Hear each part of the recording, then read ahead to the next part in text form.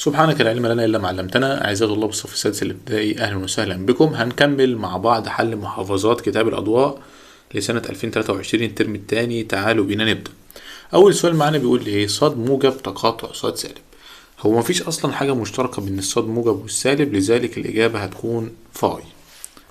أما بالنسبة للسؤال الثاني بيقول لي المعادلة س تربيع زائد 3 بيساوي 4 من الدرجة الكام؟ انا هبص للاس اللي موجود على السين دهوت، فده تربيع يعني 2 يعني من الدرجة الثانية.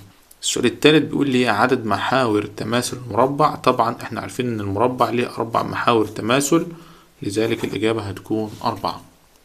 اما بالنسبة للسؤال الرابع بيقول لي سالب 9 ديت يعني 9، والتسعة تنتمي للصاد موجب فعلا لان التسعة من الاعداد الموجبة. نيجي للسؤال الخامس بيقول لي احتمال ظهور صورة عند إلقاء عملة معدنية مرة واحدة. العملة المعدنية ديت ليها صورة وليها كتابة، الصورة اللي بيكون عليها رسمة يعني، والكتابة بيكون عليها 1. فهم 2 واحنا عايزين الصورة بس، يعني 1/2 يعني نص، سواء صورة نص سواء كتابة نص. طيب السؤال السادس بيقول لي دايرة نص قطرها 7 فإن مساحتها. طبعا احنا السؤال ده بيتكرر كتير، خلي بالك منه. مساحة الدايرة احنا عارفين ان هو باي نق تربيع. باي نق تربيع يعني الباي عندنا بكام؟ 22/7، يعني 22/7 في 7 تربيع أو 7 ب7. هتعملها بالآلة الحاسبة أو تشيل 7 مع 7 تضرب 22 في 7، الناتج دايما بيطلع 154 سنتيمتر مربع، عشان ديت مساحة. السؤال السابع بيقول لي كام ناقص 1 يدينا 1؟ طبعا 2، لأن 2 ناقص 1 1، يبقى الإجابة 2. السؤال الثامن بيقول لي عدد صحيح محصور بين السالب 2 و3. أصلا إيه اللي بين السالب 2 و3؟ سالب 1 وصفر وواحد و2. أدور على واحد من دول، دي لأ ودي لأ، السالب 1 موجود هنا اهو. السؤال التاسع بيقول لي مكعب طول حرفه 3 فإن مساحته الجانبية. المساحة الجانبية 4 لام تربيع، يعني 4 في 3 تربيع. 3 تربيع اللي هي 9، وال4 في 9 ب36، يبقى الإجابة 36. السؤال العاشر بيقول لي قطاع دائري يمثل تلت مساحة سطح الدائرة فإن قياس زاويته المركزية. هتضرب تلت في 360، يعني هتقسم 360 على 3 هتطلع لك 120، يبقى الإجابة 120. السؤال رقم 11 بيقول لي العدد الذي يحقق المتباينة. المفروض الناقص بيعد زائد، يبقى 3 زائد 2 5، يعني السين أكبر من 5. طب إيه الأعداد الأكبر من 5؟ 6. اللي موجود أكبر من 5 هنا هو مين؟ هو 6. السؤال رقم 12 بيقول لي المساحة الجانبية للمكعب بيساوي مساحة الوجه الواحد في 4. انتوا عارفين ليه السبب ان هي 4 اصلا؟ لان الغرفة اللي انت فيها او الأوضة اللي انت فيها يعني لها 4 حوائط من الجنب، فالجانبية ديت هم ال4 حوائط، ال4 حيطان اللي انت في الأوضة اللي انت فيها. اما الكلية بتكون 6، لان انت بتزود على ال4 حيطان دولت، بتزود السقف والأرضية اللي هم الاتنين اللي فاضلين، فبتبقى المساحة الكلية 6، بينما الجانبية 4. السؤال رقم 13 بيقول لي مساحة الدايرة باي نق تربيع، يبقى هنا نق تربيع. نيجي للسؤال رقم 14 بيقول لي مجموعة حل المعادلة 4 س بيساوي سالب 16. المفروض الأربعة ديت فيه هتروح على، يبقى سالب 16 على 4 يبقى سالب 4، ولكن هو عايزها في طه، وطبعا الطه ما فيهاش أعداد سالبة، يبقى الإجابة فاي. يبقى الإجابة إيه؟ فاي. السؤال الثاني رقم 15 بيقول لي المعادلة هي جملة رياضية تتضمن علاقة يساوي، يعني المعادلة فيها يساوي، بينما المتباينة فيها تباين يعني أكبر وأصغر. السؤال رقم 16 بيقول لي العنصر المحايد الجمعي في صاد. طبعا احنا عارفين المحايد الجمعي هو مين؟ هو الصفر، بينما المحايد الضربي هو الواحد.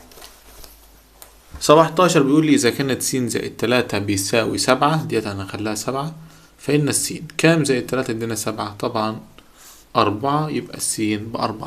السؤال رقم 18 بيقول لي مكعب مجموع أطوال أحرف. أول ما تلاقي كلمة مجموع أطوال أحرف دهيت اقسم على 12، هنقسم على 12 يبقى 84 على 12 يبقى فيها الكام؟ 7، عشان 7 في 12 ب84، يبقى المساحة الكلية 6 لام تربيع، يعني 6 في 7 تربيع، يعني 6 في 7 في 7، 6 في 7 في 7 طلعت لنا 294، يبقى 294 سنتيمتر مربع. نيجي بعد كده بيقول لي احتمال الحدث المؤكد. طبعا الحدث المؤكد بكام؟ بصفر. أما بالنسبة للسؤال 20 بيقول لي صورة النقطة 3 و5 بالانتقال له، فأنا هزود 3 و2 تبقى 5، و5 ناقص 1 4، يبقى الإجابة 5 و4. السؤال رقم 21 بيقول لي المساحة الجانبية لمتوازي المستطيلات، المساحة الجانبية بيساوي محيط القاعدة في الارتفاع. محيط القاعدة في الارتفاع. نيجي للسؤال رقم 22 بيقول لي مجموعة حل المتباينة. هو في حاجة أصلا بين الاتنين والتلاتة؟ مفيش، ده الاتنين أصلا بعدها التلاتة على طول، ولكن احنا بنختار اللي عندها يساوي ده. يبقى مجموعة الحل ديت كام؟ 2. حطها في قوسين مجموعة. نيجي للسؤال رقم 23 بيقول لي أوجد ناتج. طبعا احنا عارفين ان احنا في الضرب بنجمع الأسس، يبقى 6 زائد 3 9، وفي الضرب تحت برضو بنجمع الأسس، 5 و2 7، وفي القسمة بنطرح الأسس، 9 ناقص 7 2، 9 أس 2 يعني 9 في 9 مرتين اللي هي ب81. السؤال رقم 24 بيقول لي أوجد مجموعة حل المتباينة. هنجيبها هنا كده نحلها هنا. المفروض الزائد بيعدي الناحية التانية ناقص، يبقى الاتنين س أكبر من 11 ناقص 7 كام؟ 4، والاتنين ديت فيه هتعدي الناحية التانية على، يبقى السين أكبر من 4 على الاتنين فالاتنين، يبقى السين أكبر من الاتنين. يبقى أنا عندي مجموعة الحل يعني الأعداد الأكبر من الاتنين اللي هي 3 و4 و5 إلى ما لا نهاية، يبقى هي ديت مجموعة الحل. نيجي للسؤال رقم 25 بيقول لي متوازي مستطيلات محيط قاعدته 20 وارتفاعه 5، أوجد مساحته الجانبية. عارفين ان المساحة الجانبية محيط القاعدة في الارتفاع، فنضرب 20 في 5 تطلع لنا كام؟ 100 سنتيمتر مربع. سؤال رقم 26 بيقول لي صندوق به 7 كرات منها 3 بيضاء و4 حمراء، احتمال أن تكون الكرة المسحوبة حمراء. احنا عندنا كم كرة حمراء؟ 4، وعددهم كلك 7، يبقى 4 على 7. بينما سوداء طبعا مفيش سوداء، يبقى 0. بكده نكون خلصنا محافظة القاهرة رقم 2. محافظة مهمة جدا جدا، ما تنسوش تعملوا لايك للفيديو واشتراك للقناة، وانتظروا بقى حل محافظات كتاب الأضواء للصف الثالث الابتدائي، وكمان هنحل محافظات سلاح التلميذ. والسلام عليكم ورحمة الله وبركاته.